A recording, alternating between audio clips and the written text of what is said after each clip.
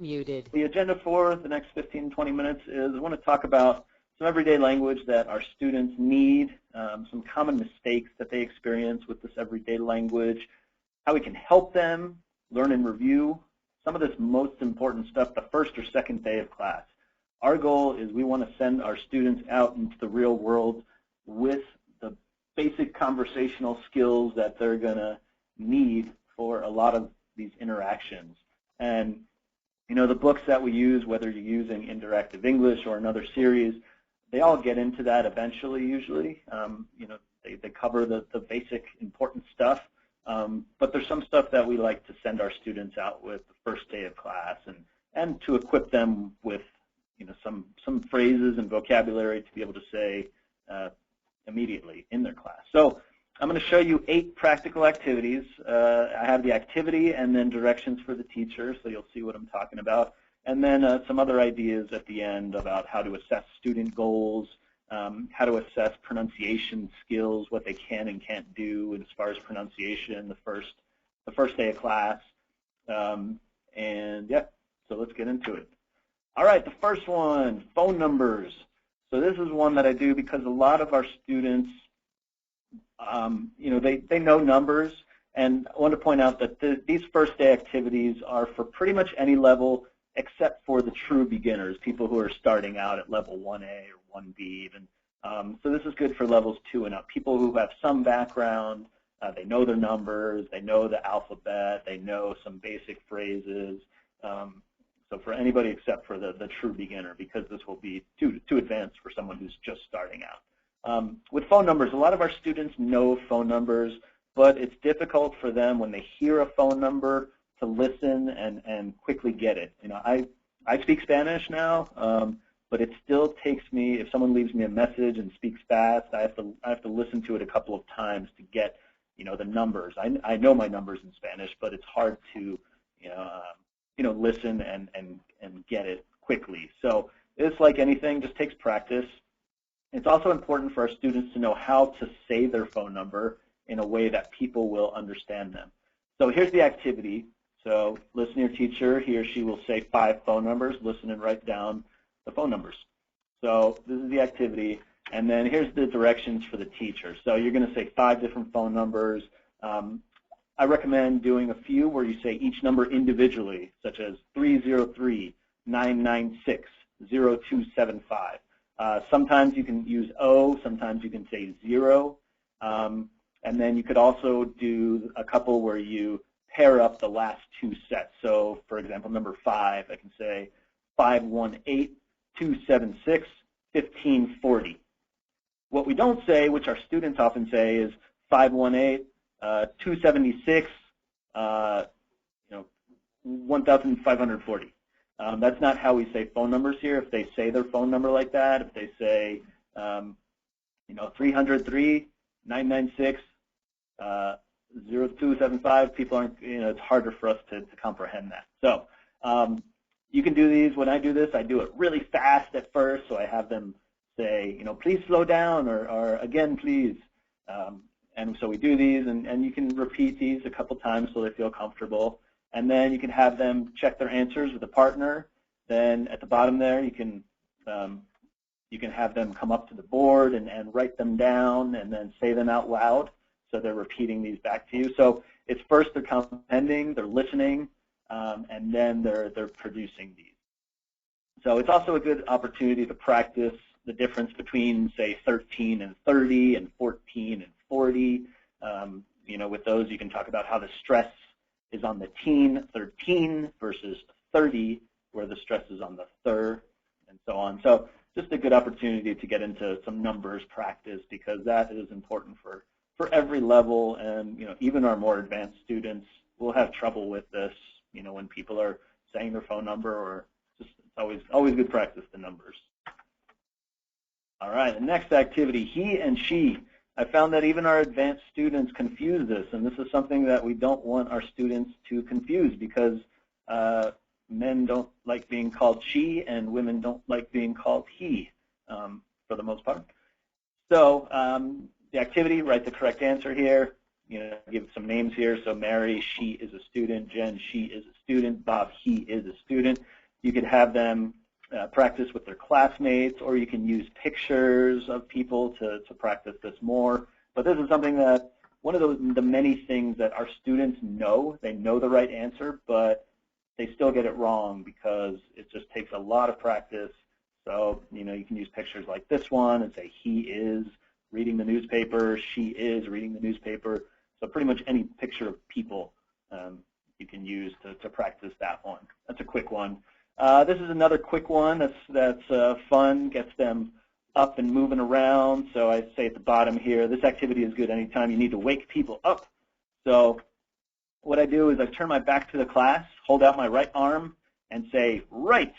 And then I put my right hand down, and then I put out my left arm and say left. And then I had to repeat that with the class. Right, left, right, left, right, left.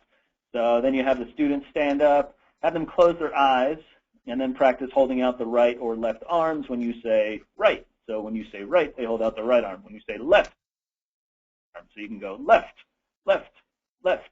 And so they're putting their left arm up and down, and then right, left, right, right, left, left, right. Because this is, again, something that our students, they know, but they confuse it. And that's also something that is very important as well. So you could try it fast, make it fun. You can add, if that's just too easy for them, you could add straight, put your arm straight ahead of you. You can do up, down, all kinds of things. And add body parts if they're more advanced. You can say, hold out your right arm, hold out your left hand, put out your right foot, your right shoulder, and so on. So if they know body parts, that's also an opportunity to practice those as well. So that's a fun one. Get them up, moving around, and practicing the ever important left and right. All right, the alphabet. So the most important thing for them to know with the alphabet is how they spell their name, their first and last name, because this is something very common when they're calling a doctor's office, when they're talking to a lot of people. They're going to answer that question, how do you spell your name? So directions for the teacher down here. A lot of the alphabet is easy, but there are some tricky, common ones for our students. So all the vowels are usually, worth some reviewing. A, E, I, and U. O is usually easy. And then some of these other ones that are tricky, the G, H, J, K. Some of these are more pronunciation challenges, like B and V or C and Z. So that's an opportunity to practice some of those. So you can write some of these on the board, have them, point to one of these letters and have them say what you're pointing to. So this is also helping you to understand which of the letters they're struggling with. And then have them practice this asking and answering this question. So how do you spell your first name? How do you spell your last name? So have them practice asking the question to their classmates or to you if you're teaching one-on-one, and then have them respond.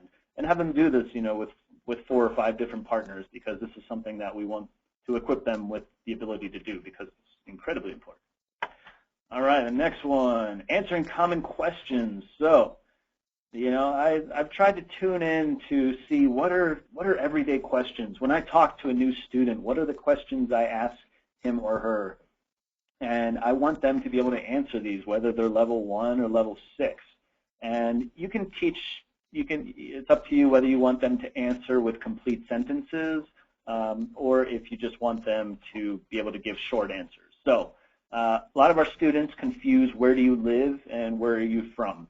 So those are 2 important ones. Where do you work is another one. How long have you lived here? So we don't necessarily need to teach them the present perfect tense, the have you been tense. But I do want our students to be able to answer this question because it is a common one. I always ask people when I meet a new student, how long have you lived here?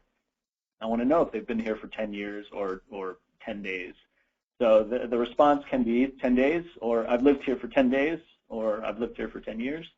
And then birthday versus date of birth, that's an important one. This is an important one more for filling out forms. So we really want our students to make sure that they have the right format of writing month, day, and then year, because in a lot of our students' countries, they do it day, month, year, so that can create a lot of confusion, especially if they're filling out important forms.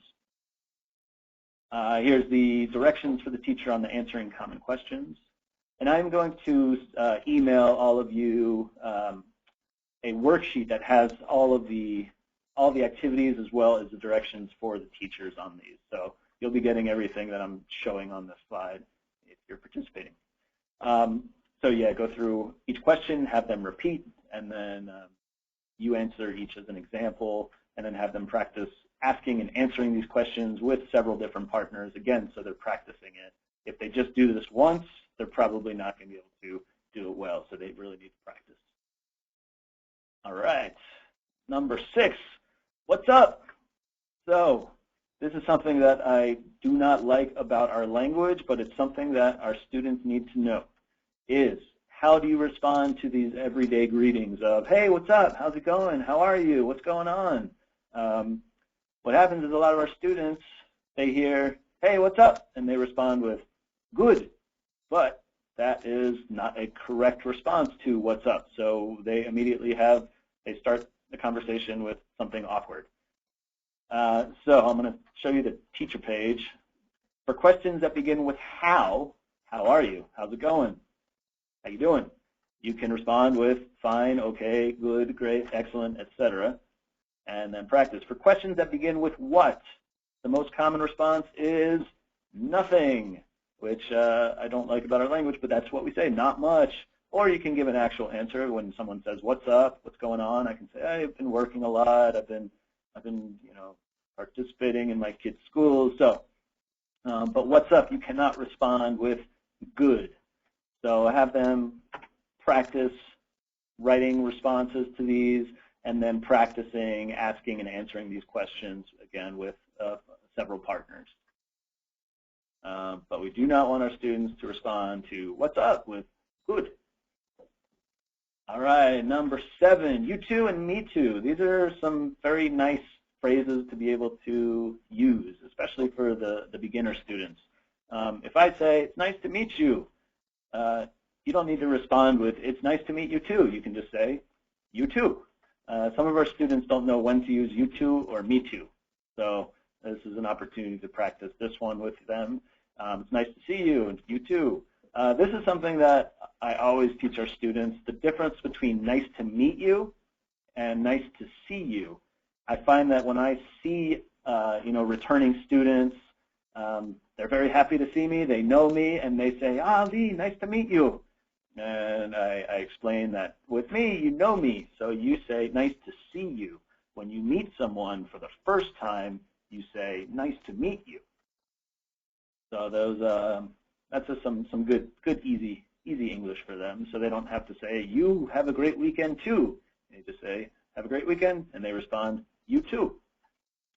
All right, and then the last one of the 8, which is another very important one, is important questions for class. So if I'm teaching, a group of Spanish speakers or anyone, I want them to be able to ask these 4 questions in English. I don't want them to say, ¿Cómo se dice? ¿Cómo se pronuncia? ¿Cómo se deletrea?